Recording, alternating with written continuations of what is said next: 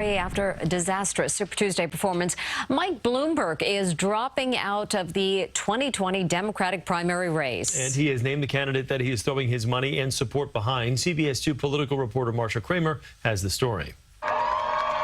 The party's over for Mike Bloomberg. Mike decided to take a hike after his multi-million-dollar out-of-the-box presidential campaign failed miserably. "I'm a believer in using data to inform decisions," Bloomberg said in a statement.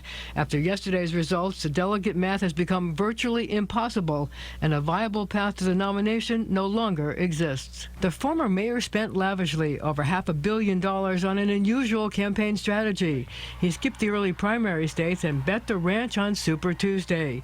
He failed to take any of the 14 states up for grabs, won American Samoa, and at last count had 31 delegates. In dropping out, he endorsed Joe Biden and insisted he would still use his vast fortune to help defeat Donald Trump, the man he set his eyes on in his very first campaign commercial. And now he's taking on him to rebuild a country and restore faith in the dream that defines us. Bloomberg was tripped up by a lot of things: his late entry into the race, his stop and frisk policing, and the apology for it. I can't change history.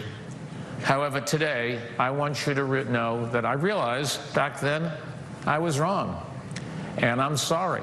And his less than stellar debate performances, where in the Me Too era, Elizabeth Warren used him as a punching bag, charging him with operating a work environment hostile to women, with non-disclosure agreements that prevented them from speaking. I'd like to talk about who we're running against.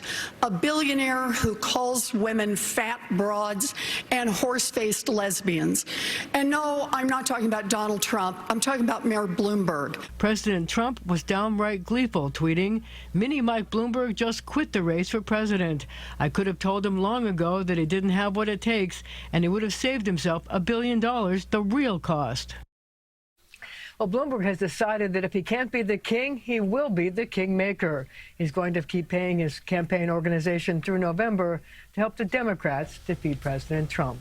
In the newsroom, I'm Marsha Kramer, CBS 2 News. Okay, Marsha, thank you. After Super Tuesday, it's now a two-man race for the Democrats. So far in the delegate count, according to estimates from CBS News, Joe Biden leads with 402, Bernie Sanders second with 314. Mike Bloomberg won 31 delegates before dropping out of the race earlier today.